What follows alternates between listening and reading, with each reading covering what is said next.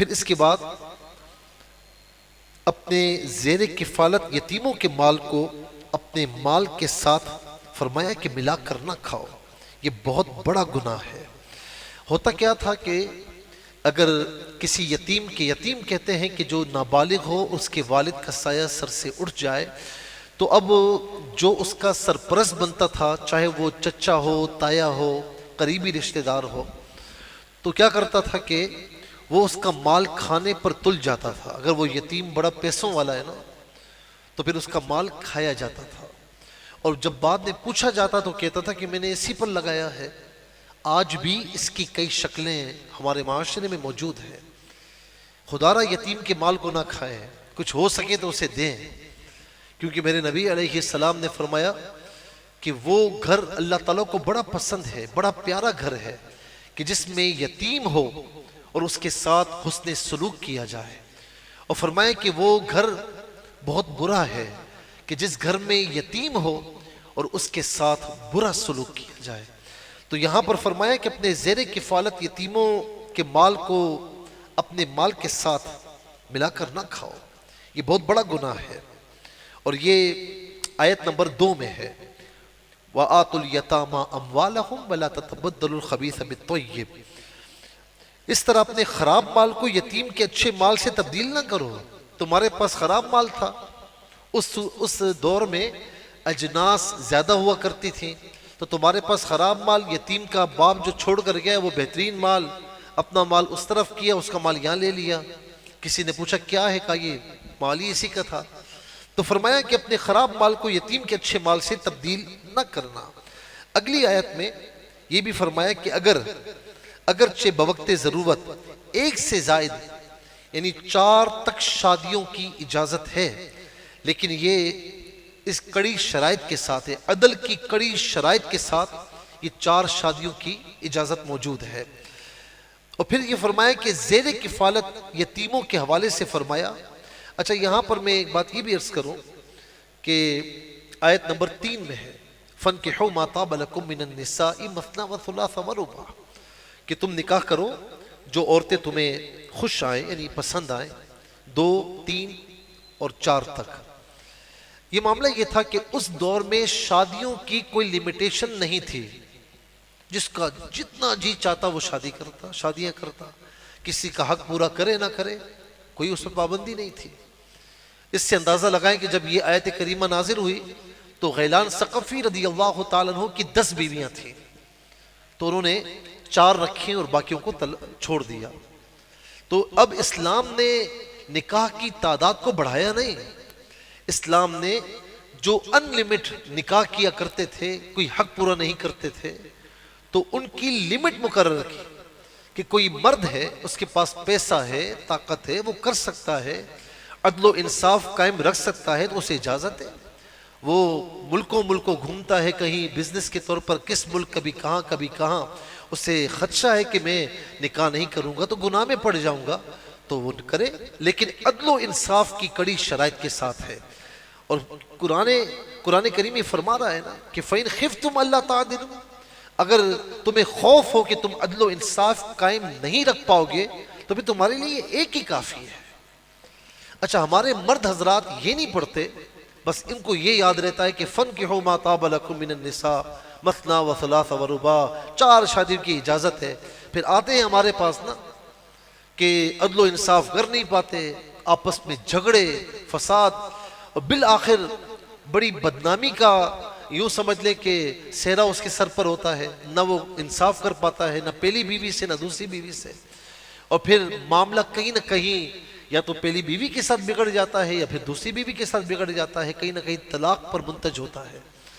تو اگر کرتے ہیں، اور یہاں پر میں یہ بھی کہوں کہ کسی نے کرنی ہے تو بہت سے لوگ چھپ کر کرتے ہیں کہ جی پہلی بیوی کو پتہ نہ لگے، یہ ہو نہیں سکتا کہ پہلی بیوی کو پتہ نہ لگے، کہیں نہ کہیں اس سے معلوم ہو جاتا ہے، اور اس کے بعد جو طوفان کھڑا ہوتا ہے، ایک طوفان کھڑا ہوتا ہے جو بندہ سہ نہیں سکتا۔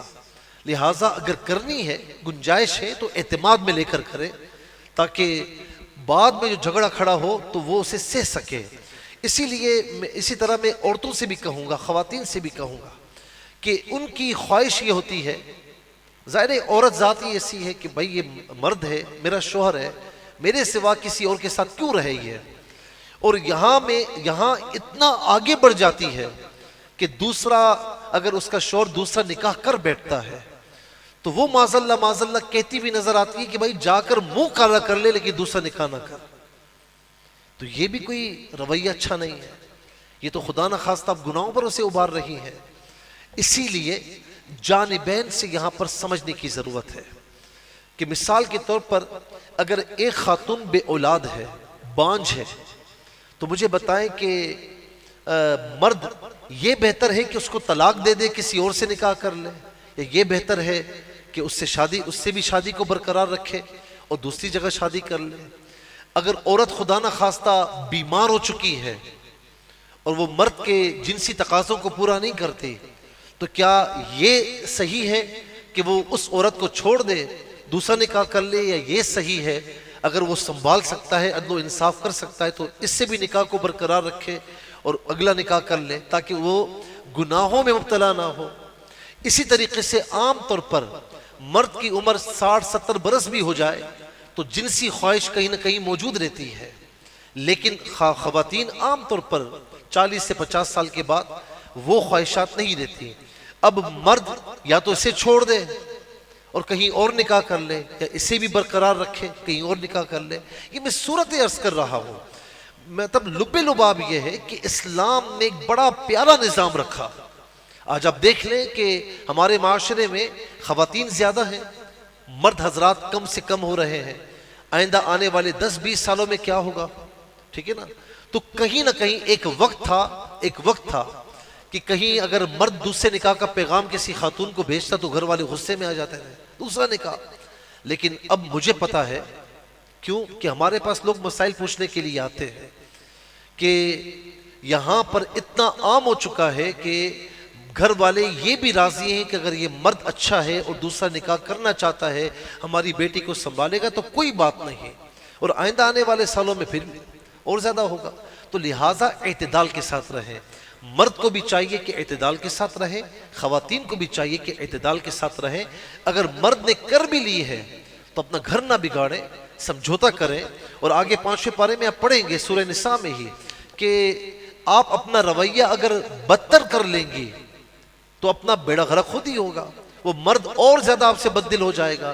لیکن آپ نے اگر اپنا رویہ صحیح رکھا تو ہو سکتا ہے کہ بالآخر وہ پلٹ کر آپ کے پاس دوبارہ آ جائے۔ تو اسی لیے اسلام نے جو نظام دیا ہے نا، وہ اللہ رب العالمین زیادہ بہتر جانتا ہے کہ مرد کی زندگی وہ کیسے گزارے گا، زندگی کے گزارنے کا طریقہ کیا ہے، مرد کی کیا خواہشات ہو سکتی ہیں، خاتون کی کیا خواہشات ہو سکتی ہیں۔ تو اللہ تبارک و تعالیٰ نے انسان کی فطرت کے مطابق یہ اصول اور قوانین ہمیں عطا فرمائے۔ تو یہاں پر فرمایا کہ ازواج کے درمیان عدل کی کڑی شرائط کے ساتھ، اور اگر کڑی شرائط نہیں کر سکتا، دونوں میں مساویانہ نظام نہیں رکھ سکتا، تو پھر اسے چاہیے کہ وہ ایک ہی نکاح پر اکتفا کرے۔ زیر کفالت یتیموں کے حوالے سے فرمائے کہ اگر وہ اپنے مال کی حفاظت کا شعور نہیں رکھتے تو ان کے سرپرست کو چاہیے کہ ان کے مال کی حفاظت کرے، ان کی ضروریات کی کفالت کرے اور ان سے حسن سلوک کرے۔ یتیم کا مال اس وقت اس کے سپرد کر دو جب وہ بالغ اور عقل مند ہو جائے۔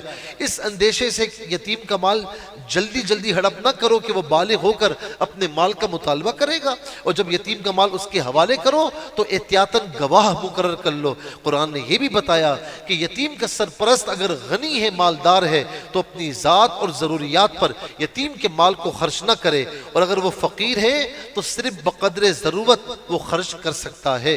یہ اللہ تبارک و تعالی نے خاص طور پر یہاں اسی سورت کی آیت نمبر 6 میں فرمایا۔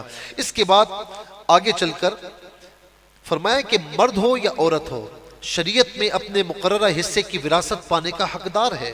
یعنی اسلام میں عورت کو وراثت سے محروم نہیں رکھا گیا، سفارش کے طور پر قرآن نے یہ بھی بتایا کہ تقسیم وراثت کے موقع پر ایسے قرابت دار یتیم اور مسکین آ جائیں جن کو وراثت میں کوئی ان کا حصہ نہیں بن رہا، تو نفلی صدقے کے طور پر انہیں کچھ نہ کچھ دے دو۔ ذرا یہ بھی سوچو کہ کل خدا نہ خواستہ تمہاری اولاد اس محرومی کی حالت سے دوچار ہو جائے تو ان پر کیا گزرے گی۔ یہاں پر آپ دیکھیں آیت نمبر 8 میں فرمایا کہ وَإِذَا حَضَبَ الْقِسْمَةَ أُولُو الْقُرْبَى وَالْيَتَامَى وَالْمَسَاكِينَ فَارْزُقُوهُم مِّنْهُ وَقُولُوا لَهُمْ قَوْلًا مَّعْرُوفًا۔ تیوریاں نہ چڑھانا، جب غریب آئے اگرچہ حصہ نہیں بنتا، کچھ نہ کچھ دلا کر دے کر اسے رخصت کرو، اور اپنی اولاد کو سامنے رکھو کہ تمہاری اولاد اگر اتنی غریب ہوتی تم کیا کرتے، تو رحم کرو، اللہ تبارک و تعالی تم پر رحم فرمائے گا۔ اب اس کے بعد جو 2 آیات ہیں یہ وراثت کے معاملے پر اللہ تبارک و تعالی نے یہاں پر دونوں آیات میں بڑی وضاحت کے ساتھ بیان فرما دیا۔ کیا فرمایا؟ اب ذرا سا دیکھیں کہ یہاں پر یوصیکم اللہ سے یہ بیان شروع ہو رہا ہے، اور یہ بات یاد رکھیں کہ اللہ تبارک و تعالی نے اس سے پہلے جو آیت نمبر 180 ہے سورہ بقرہ، کتب علیکم اذا حضر احدکم الموت ان ترک خیرا الوصیۃ للوالدین والاقربین بالمعروف۔ پہلے حکم یہ تھا کہ مرنے والا مرنے سے پہلے وصیت کر جائے کہ کس کا کیا حصہ ہے، والدین کے لیے، قریبی عزیزوں کے لیے۔ یہ سورہ بقرہ کی آیت نمبر 180 ہے۔ اور اب یاد رکھیں کہ یہ جو 2 آیات ہیں، آیت نمبر 11 اور 12 سورہ نساء، ان 2 آیات کے حکم نے سورہ بقرہ کی آیت نمبر 180 کا حکم منسوخ کر دیا ہے۔ اب کوئی یہ کہے کہ جی قرآن کی آیت وہ بھی ہے، قرآن کی آیت یہ بھی ہے، تو ہم کس پر عمل کریں بھائی؟ تو یہ آپ کو علماء بتائیں گے کہ عمل کس پر کرنا ہے، کیونکہ قرآن میں آیات میں تضاد نہیں ہو سکتا۔ وہ پہلے حکم تھا کہ جی وصیت کر جاؤ، لیکن اب جب حصے مقرر ہو گئے ہیں تو اب وصیت نہیں ہوگی، جو شریعت نے حصے مقرر کیے ہیں اس کے مطابق آپ کو دینا ہوگا۔ اب اس کی تفصیل کیا ہے؟ کسی شخص کا انتقال ہو جائے تو اس کی اولاد میں بیٹے اور بیٹیاں ہیں، تو ہر بچے کو بیٹی کا دگنا حصہ ملے گا۔ یہ تو بڑی مشہور بات ہے۔ اور اگر صرف ایک ہی بیٹا ہے تو جن وارثوں کا حصہ شریعت میں مقرر ہے ان کو دینے کے بعد بقیہ کل ترکہ بیٹے کو مل جائے گا۔ یاد رکھیں کہ جب کسی کا انتقال ہو جائے تو سب سے پہلے اس کے سارے مال کو، چاہے وہ جو ہے وہ پیسوں کی شکل میں ہے، نقدی کی شکل میں ہے، چاہے وہ بونڈ کی شکل میں ہے، چاہے وہ کسی سرٹیفکیٹ کی شکل میں ہے، چاہے وہ جائیداد کی پراپرٹی کی شکل میں، کسی شکل میں بھی ہو، رسی کا ایک ٹکڑا بھی ہو تو وہ بھی اس کی وراثت میں شامل کیا جائے۔ جو وہ رکھے گا وہ بھی گناہگار ہوگا۔ ذرا سوچیں کہ جو ماں باپ کی آخر عمر میں خدمت کرتے ہیں، کوئی نہ کوئی چیز ہتھیا لیتے ہیں، اب ان کا انتقال ہو گیا، اب اٹھ کر کہتا ہے، یا کوئی اس کی بیٹی کہتی ہے ماں نے تو یہ میرے نام کر دیا تھا، یہ تو مجھے دے دیا تھا، لڑکا اٹھتا ہے کہ باپ نے تو مجھے دے دیا تھا۔ ایسا نہیں ہوتا۔ ساری چیزیں لے کر آئیں سامنے، حساب کتاب رکھیں، ایک ایک چیز، رسی کا ایک ٹکڑا بھی تو وہ بھی لے کر آئیں۔ اب ساری چیزوں کا حساب کتاب کیا جائے۔ سب سے پہلے اگر کفن دفن کے اخراجات اس میں سے نکالنا چاہیں تو نکال سکتے ہیں۔ نمبر 2، اگر اس نے قرض لیا ہے تو اس کے مال میں سے قرض سب سے پہلے دینا ضروری ہے، اور خدا نخواستہ اس کا اتنا مال ہی نہیں ہے تو پھر اولاد کو چاہیے کہ جہاں پر جائیداد میں سے حصہ لیتی ہے تو باپ کا قرض اگر ہے تو وہ اسے ادا کرے، اگر ادا کرنے کی طاقت نہیں ہے تو جو قرض خواہ ہیں ان سے مہلت لے لے اور آہستہ آہستہ ادا کرے، اور قرض خواہ کو بھی چاہیے کہ وہ مہلت دے۔ بہرحال اس کی جائیداد میں سے یعنی اس کی وراثت میں سے قرض نکالا جائے گا۔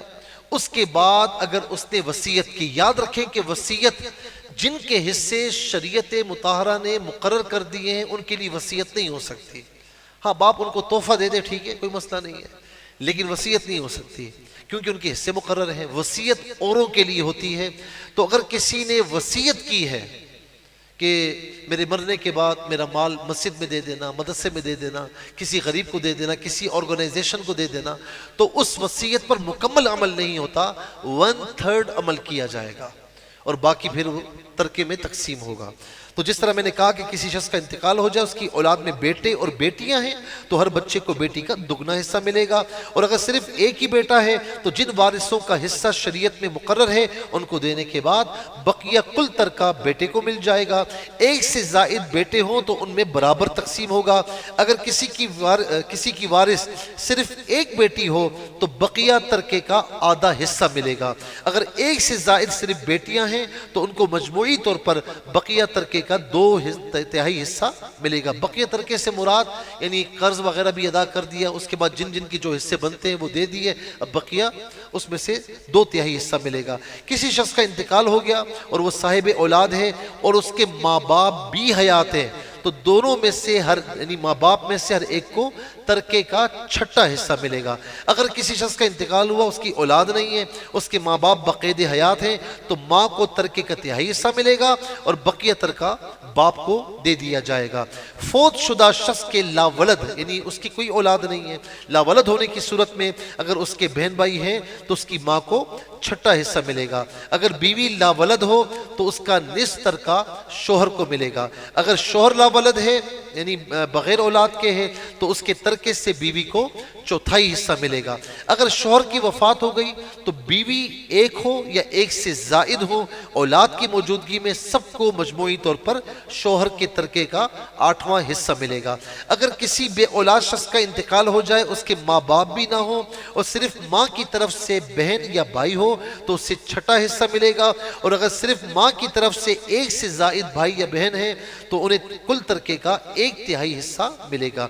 میت کے انتقال کے بعد جس طرح میں نے کہا کہ اس کے ترکے میں سے سب سے پہلے اس کے کفن دفن کے اخراجات اگر نکالنا چاہے نکالیں گے، اس کے ذمے کوئی قرض ہو اس کے بعد تو اس کی ادائیگی کی جائے گی۔ اس کے بعد اگر اس نے کوئی وصیت کی ہے تو وصیت کسی وارث کے حق میں نہیں ہوگی، لیکن کہیں اور وصیت کی ہے تو زیادہ سے زیادہ 1/3 ترکے کی حد تک اس کی وصیت نافذ ہو جائے گی۔ یہ 3 جو کام ہیں یہ تقسیم وراثت سے پہلے کر دینے چاہیے۔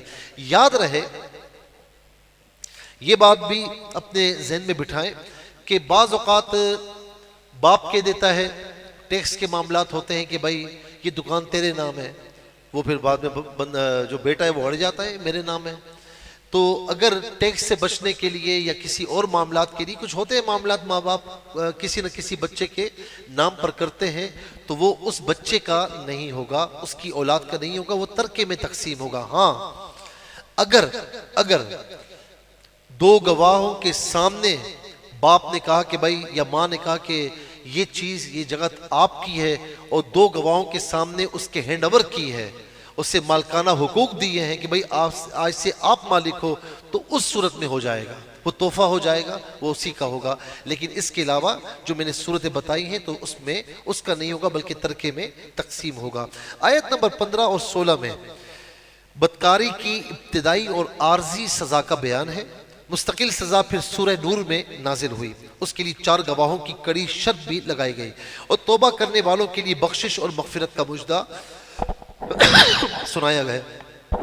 آیت نمبر 17 میں اللہ تعالیٰ نے قبولیت توبہ کا اصول بیان فرمایا کہ جن لوگوں سے گناہ سرزد ہو جائے اور وہ غلطی کا احساس ہونے پر جلدی توبہ کر لیں تو ان کی توبہ کی قبولیت اللہ تعالیٰ کے ذمہ کرم پر ہے، لیکن جو لوگ زندگی بھر گناہ پر گناہ کرتے چلے جائیں یہاں تک کہ فرشتہ اجل سر پر آ کھڑا ہو اور پھر وہ کہیں کہ میں نے توبہ کی، تو ان کی توبہ کی قبولیت کی کوئی ضمانت نہیں، اور جن کی موت کفر پر واقع ہو جائے ان کی آخرت میں نجات کی کوئی ضمانت نہیں۔ یہ آیت نمبر 17 میں اللہ تبارک و تعالیٰ نے جو ہے وہ اس بات کو بیان فرمایا، بلکہ آیت نمبر 17 میں اور 18 میں توبہ کی قبولیت کا بھی، اور جس کی توبہ قبول نہیں ہوتی کہ وہ مرنے سے پہلے کر رہا ہے تو اس صورت میں یعنی جب وقت غرغرہ جسے کہتے ہیں کہ نزع کا عالم آ گیا اب وہ توبہ کرے گا تو اب توبہ قبول نہیں ہے، اس سے پہلے توبہ قبول ہے۔ پھر آیت نمبر 20 میں ارشاد ہوا کہ بیوی کا مقررہ مہر خواہ کم ہو یا زیادہ ادا کرنا چاہیے، یہ اللہ رب العالمین نے بیان فرمایا۔ اور اس میں ایک چیز اور بھی ہے، چند چیزیں بیان فرمائی، ذرا اس پر غور کیجئے۔ ہمارے یہاں کیا ہوتا ہے کہ آیت نمبر 19 یا ایھا الذین آمنوا لا یحل لکم ان ترثوا النساء کرہا، اے ایمان والو تمہیں حلال نہیں کہ عورت کے وارث بن جاؤ، وَلَا تَعْضُلُوهُنَّ لِتَذْهَبُوا بِبَعْضِ مَا آتِيتُمُوهُنَّ إِلَّا أَن يَأْتِينَ بِفَاحِشَةٍ مُبَيِّنَةٍ، عورت کا مہر نہ روکو، اور تمہیں کوئی اختیار نہیں کہ اس میں سے کچھ لے لو، مگر یہ کہ وہ صریح بے حیائی والا کام کریں، وہ پھر الگ مسائل ہیں، لیکن وہ آپ کے ساتھ صحیح ہے تو اس کا مہر دبانے کی کوشش نہ کرو، یہ مہر عورت کا حق ہے۔ نبی علیہ السلام نے فرمایا کہ اگر شوہر کا ارادہ ہی نہیں تھا مہر دینے کا اور اسی حال میں اس کا انتقال ہو جائے تو فرمایا کہ اللہ تعالیٰ کی بارگاہ میں زانی ہو کر ملے گا، اسی لیے مہر اتنا رکھیں جتنا آپ دے سکتے ہیں، اور فی الفور یعنی مہر معجل ہو تو فوراً ادا کرنا ضروری ہے، غیر معجل بھی ہو جتنی مدت آپ نے لی ہے اس سے ادا کرنے کی کوشش کریں کہ یہ عورت کا حق ہے، اس سے ادا کر دیا جائے۔ ناک بھو نہیں چڑھانا چاہیے کہ تو میری بیوی ہے، میں یہ خرچ کرتا ہوں، تجھ پر یہ خرچ کرتا ہوں، تو مجھ سے مہر کا مطالبہ کر رہی ہے۔ ہمارے یہاں عام طور پر وہ مہر کا مطالبہ بیچاریاں کرتی بھی نہیں ہیں، تو لہٰذا آپ خود ان کو خوش اسلوبی کے ساتھ دے دیجئے۔ پھر ایک اور چیز بیان فرمائی جو بڑی اہم ہے، آیت نمبر 19 میں، فَإِن كَرِهْتُمُوهُنَّ فَعَسَىٰ أَن تَكْرَهُوا شَيْئًا وَيَجْعَلَ اللَّهُ فِيهِ خَيْرًا كَثِيرًا۔ اچھا، کبھی کسی لڑکے کا رشتہ طے ہو رہا ہے تو اب اس میں وہ جلد بازی نہ کرے، اپنی ماں کو، بڑی بہن کو بھجوا دے، صحیح طریقے سے وہ دیکھ لیں تاکہ بعد میں ایسا نہ ہو کہ وہ کہے کہ جی میں تو یہ سمجھا تھا، یہ تو صورت مجھے پسند نہیں ہے، میں تو ایسی توقع کر رہا تھا تو مجھے تو توقع کے مطابق نہیں ملی، میری دلہن تو توقع کے مطابق نہیں ہے، بعد میں باتیں نہ کرے۔ جو اگر وہ خود بھی دیکھنا چاہتا ہے تو شریعت نے اس سے اس نیت کے ساتھ کہ میں نکاح کرنا چاہتا ہوں تو ایک نظر دیکھ سکتا ہے، خود بھی دیکھنا چاہے تو دیکھ لے، ورنہ ماں ہے اس کی، والدہ ہے، بڑی بہن ہے، اس کو بھجوا کر صحیح طریقے سے دیکھ لے تاکہ بعد میں پھر یہ مسائل نہ ہوں، کیونکہ پھر بعد میں بڑے مسائل آتے ہیں۔ ابھی آپ دیکھیں حال ہی میں مطلب میں ملک کا نام نہیں لوں گا، سوشل میڈیا پر بڑا چرچا ہوا، مین اسٹریم میڈیا پر بھی ہوا کہ جو ہے وہ سوشل میڈیا کے ذریعے کسی ملک کی خاتون اور یہاں کا کوئی لڑکا تھا، اب سوشل میڈیا میں فیس بک پر یا کہیں پر بھی اگر آپ نے جو ہے وہ تصویر لگائی ہوئی ہے تو اس تصویر میں اور آپ کی حقیقی صورت میں زمین آسمان کا فرق ہوتا ہے، اس میں فلٹرز لگ جاتے ہیں، کیا کچھ ایڈٹ ہو جاتا ہے۔ تو اب اس نے نکاح کرنے کی حامی بھر لی، وہ عورت یہاں پر آئی تو اس لڑکے نے کیا کہا، میں کچھ اور سمجھا تھا، یہ معاملہ کچھ اور ہے، تو بعد میں یہ چیزیں نہیں ہونی چاہیے۔ اسی طرح میرے یہاں بھی، میرے پاس دارالفتہ میں کئی لڑکے اس طرح آتے ہیں کہ جی نکاح ہوا ہے، اس کے کچھ عرصے کے بعد لڑائی ہے، کیا ہوا، میں کچھ اور سمجھا تھا، یہ کچھ اور نکلی۔ نہیں، نکاح سے پہلے پورا اطمینان کر لیں، اور نکاح کے بعد اگر تمہیں کوئی صورت اس کی پسند نہیں آتی، کوئی عیب پسند نہیں آتا، فرمایا کہ اب ایسا نہ کرنا، اب اس کے ساتھ نباہ کرنا، اچھی نیت کے ساتھ نباہ کرنا۔ امید ہے کہ اللہ تبارک و تعالی، تم تو اس کو پسند نہیں کر رہے لیکن نکاح ہونے کے بعد اگر تم نے نباہ کیا تو اللہ تبارک و تعالی امید ہے کہ تمہیں اس سے خیر کثیر عطا فرمائے۔ کتنی پیاری بات ہے، کتنا لطیف اشارہ اللہ رب العالمین نے فرمایا کہ جو کچھ کرنا ہے، جو کچھ دیکھنا ہے، جو کچھ اطمینان کرنا ہے نکاح سے پہلے، نکاح کے بعد پھر دوش نہ دینا۔ ہو سکتا ہے کہ اس سے بھی آپ کی کئی باتیں ناپسند ہوں تو اس کسی کا دل نہیں توڑنا۔ تو فرمایا کہ نکاح کے بعد تمہیں کوئی ایسی چیز لگ بھی جائے تو پھر صبر کرنا، نباہ کرنا۔ وَيَجْعَلَ اللَّهُ فِيهِ خَيْرًا كَثِيرًا، اللہ تبارک و تعالی ہو سکتا ہے کہ اس میں سے تمہیں خیر کثیر عطا فرمائے، ہو سکتا ہے کہ اللہ رب العالمین اس کی برکت سے تمہیں رزق حلال میں تمہارے اضافہ فرما دے، تمہیں ترقی عطا فرما دے۔ یہ بھی ممکن ہے، پوسیبل ہے کہ اللہ تبارک و تعالی تمہیں اس سے نیک ایسی اولاد عطا فرمائے کہ جو اولاد دنیا میں نیک نامی کا باعث بن جائے۔ تو اچھی نیت رکھیں تو انشاءاللہ اللہ تبارک و تعالی اس پر اجر و ثواب عطا فرمائے گا۔ پھر اس کے بعد چوتھے پارے کی آخری آیت ہے اور یہ آیت نمبر جو ہے وہ 23 ہے۔ حرمت علیکم امہاتکم و بناتکم، اس میں وہ خواتین کے جن سے نکاح حرام ہے ان کا بیان ہے۔ کون کون سی ہیں؟ یعنی ماں، سگی ماں۔ اب ماں میں دادی، نانی اور اس سے اوپر کی جداد بھی ساری شامل ہیں، ان سے نکاح بالکل حرام ہے۔ اسی طرح بنت یا بنات، ٹھیک ہے نا، بنات بنت کی جمع ہے، اس کا معنی ہے بیٹیاں۔ اب اس میں جو آپ کی بیٹی ہے وہ بھی، جو آپ کی پوتی ہے، نواسی ہے، نیچے تک یہ سب کی سب آپ پر حرام ہے۔ زکوٰۃ بھی اپنے اصول اور فروع کو نہیں دے سکتے، ماں باپ اور اس سے اوپر یہ اصول کہلاتے ہیں، بیٹا بیٹی اور اس سے نیچے جتنے بھی ہیں یہ سارے فروع کہلاتے ہیں، ان کو زکوٰۃ نہیں دے سکتے، باقی عزیز و اقارب کو، بہن بھائیوں کو بھی دے سکتے ہیں۔ اچھا، پھر اسی طریقے سے البتہ منہ بولی بیٹی اور لے پالک منہ بولا بیٹا اس میں شامل نہیں ہے، بشرطے کہ حرمت کا کوئی اور سبب نہ ہو۔ مثال کے طور پر آپ نے 2 سال کا بچہ 1 سال کا بچہ ایڈاپٹ کیا، آپ نے، اس نے آپ کی وائف کا دودھ پی لیا، فیڈ کر لیا، تو اب ظاہر ہے کہ وہ وائف کا رضائی بیٹا ہے اور آپ اس کی رضائی باپ ہے۔ لیکن اگر صرف جو ہے وہ منہ بولا بیٹا یا بیٹی ہے تو وہ اس میں شامل نہیں ہے۔ اسی طریقے سے امات، امتن کی جمع ہے پھپھیاں، باپ کی حقیقی، اللاتی یعنی باپ شریک اور اخیافی ماں شریک، یہ سب کے سب اس میں شامل ہے۔ مثال کے طور پر یعنی آپ کے والد صاحب کی جو بہنیں ہیں، وہ جو یعنی باپ کی طرف سے جو بہنیں ہیں وہ بھی شامل ہیں، اور جو ماں کی طرف سے بہنیں ہیں وہ بھی شامل ہیں۔ اب آپ کہیں گے یہ کیا بات ہو گئی؟ یہ ایسی بات ہو گئی کہ دادا دادی، اب ان سے جو بھی جو ہے وہ اس کی آپ کے والد کی بہنیں ہیں وہ سب شامل ہیں۔ اچھا، آپ کے دادا نے دوسرا نکاح کیا یا ایسی عورت سے نکاح کیا کہ جس کے پہلے سے بچے تھے، تو یہ ماں شریک بہن بھائی بن جائیں گے، تو یہ بھی ساری آپ کی پھپھیاں کہلائیں گے، چاہے وہ باپ شریک ہو یا ماں باپ شریک ہو یا ماں شریک ہو، سب کی سب اس میں شامل ہیں۔ خالات، خالائیں، خالتن کی جمع ہے، والدہ کی حقیقی بہن، اب اس میں بھی اللاتی کہتے ہیں باپ شریک، اخیافی ماں شریک، یعنی دونوں کی دونوں اس میں شامل ہیں، چاہے ماں باپ اس سے ہوں آپ کی والدہ کی بہنیں یا ماں شریک بہنیں ہو تو وہ بھی آپ کی خالہ ہیں اور ان سے بھی نکاح حرام ہے۔ پھر اس کے بعد بنات الاخی، بھتیجیاں، آپ کے بھائی کی بیٹیاں، حقیقی، اللاتی، اخیافی، ہر قسم کے بھائیوں کی بیٹیوں سے نکاح حرام ہے۔ یعنی مثال کے طور پر آپ کے ماں باپ ہیں اور آپ کی جو بہن آپ کے جو بھائی ہیں وہ آپ کے حقیقی بھائی ہیں، ٹھیک ہے، ان کی بیٹیوں سے آپ کا نکاح حرام ہے۔ اسی طریقے سے آپ کے والد نے اگر ایسی خاتون سے شادی کی اس کی پہلے سے بیٹیاں ہیں تو وہ بھی آپ کی بہنیں کہلائیں گی، یا پہلے سے بیٹے ہیں تو وہ آپ کے بھائی کہلائیں گے، اور ان کے بچوں سے بھی نکاح نہیں ہو سکتا، بیٹیوں سے نکاح نہیں ہو سکتا، وہ آپ کی بھتیجیاں کہلائیں گی۔ اسی طرح بنات الاخت، بھانجیاں، اب اس میں بھی بھانجیوں میں سب شامل ہیں، یعنی حقیقی، اللاتی، اخیافی، ہر قسم کی بہنوں کی بیٹیوں سے نکاح حرام ہے۔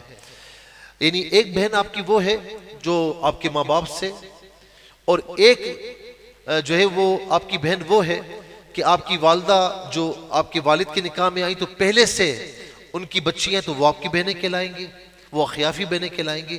تو اللاتی ہو یا اخیافی ہو یا حقیقی بہن ہو، ان کی بچیوں سے نکاح حرام ہے، وہ آپ کی بھانجیاں کہلائیں گی۔ ساس یعنی بیویوں کی مائیں اور ان کی دادیاں خواہ کتنے ہی اوپر ہو، وہ سب کے سب حرام ہے۔ اب ایک بڑا نازک مسئلہ ہے، منکوحہ بیوی جس کے ساتھ ازواجی تعلق قائم ہو چکا ہے، ان کی یعنی کسی شخص نے شادی کی اور اس عورت کی پہلے سے بیٹی ہے، بات سمجھ میں آ رہی ہے؟ اب شادی ہونے کے بعد، رخصتی ہونے کے بعد اس شوہر نے فزیکل ریلیشن اپنی بیوی کے ساتھ قائم کر لیا، اگر کر لیا ہے تو اب اس کی بیٹی سے یعنی اس بیوی کی بیٹی سے ہمیشہ کے لیے نکاح حرام ہے، نکاح نہیں ہو سکتا، بات سمجھ میں آ رہی ہے؟ اب دوسری صورت ہے، نکاح ہوا تھا لیکن فزیکل ریلیشن نہیں ہوا، کسی وجہ سے طلاق ہو گئی، علیحدگی ہو گئی، تو اب اس کی بیٹی سے وہ نکاح کر سکتا ہے۔ اس کے بعد اپنے نسلی بیٹوں کی بیویوں کے ساتھ نکاح حرام ہے، بہو کے ساتھ نکاح حرام ہے، اس میں بہو، پوتے کی بیوی، نواسے کی بیوی، یہ سب حرام ہے۔ اب ایک بڑا اہم مسئلہ، کسی بھی شخص کے لیے بیک وقت 2 بہنوں کو نکاح میں رکھنا حرام ہے۔ اگر بیوی کو طلاق دے دی تو عدت گزرنے کے بعد اس کی دوسری بہن سے نکاح کیا جا سکتا ہے۔ اسی طرح ایسی 2 خواتین کو بھی بیک وقت نکاح میں رکھنا حرام ہے کہ اگر ان میں سے ایک کو مرد فرض کر لیا جائے تو ان کا آپس میں نکاح جائز نہ ہو، نکاح جائز نہ ہو۔ مثال کے طور پر جیسے پھپھی اور بھتیجی، اب اس میں سے ایک کو آپ مرد فرض کر لیں تو ان کا آپس میں نکاح جائز نہیں ہوگا نا، تو پھپھی اور بھتیجی کو بھی آپ ایک ساتھ نکاح میں نہیں رکھ سکتے۔ اور اسی طریقے سے خالہ اور بھانجی، اب ان میں سے ایک کو مرد فرض کر لیں تو ان کا آپس میں نکاح نہیں ہو سکتا، تو خالہ اور بھانجی کو بھی ایک ساتھ آپ اپنے نکاح میں نہیں رکھ سکتے۔ اگر آپ نے ان میں سے ایک کو طلاق دی ہے تو اس کی عدت گزارنے کے بعد پھر نکاح کر سکتے ہیں، یا اس کا انتقال ہو جائے تو پھر نکاح کر سکتے ہیں۔ اس مسئلے کو اللہ رب العالمین نے جمع بین الاختین یعنی دو بہنوں کو بیک وقت نکاح میں جمع کرنے سے تعبیر فرمایا۔ جس طرح نسبی رشتے سے دو بہنوں کو بیک وقت نکاح میں جمع کرنا حرام ہے، اسی طرح رضائی بہنوں کا بھی بیک وقت نکاح میں جمع کرنا حرام ہے۔ اللہ تعالیٰ نے فرمایا اس حکم کے آنے سے پہلے ماضی میں جو اس طرح کی غلطیاں تم سے ہوئی نکاح ہوئے وہ معاف ہیں، لیکن اس کے بعد اب نہیں ہو سکتا۔ حدیث پاک میں کہ جن عورتوں سے نسب کے رشتے سے نکاح حرام ہے ان سے رضاعت کے رشتے سے بھی نکاح حرام ہے، اور سورہ نساء کی آیت نمبر 23 میں یہ مسئلہ بیان کر دیا گیا ہے۔ اب انشاءاللہ کل سے آیت نمبر 24 سے انشاءاللہ آغاز ہوگا۔ اللہ تبارک و تعالی ہم سب کو عمل کی توفیق نصیب فرمائے، آمین بجاہ النبی الامین وما علیہ الا البلاغ المبین۔ الحمدللہ رب العالمین والصلاة والسلام علی سید الانبیاء والمرسلین، اللہم صلی علی سیدنا و مولانا محمد وعلی آلہ واصحابہ وبارک وسلم۔ یا الہ العالمین ماہ رمضان کی تمام برکتوں سے ہم سب کو مستفیض و مالا مال فرما۔ یا الہ العالمین روزے، نماز تراویح، قرآن کریم سنانا اپنی بارگاہ میں قبول فرما۔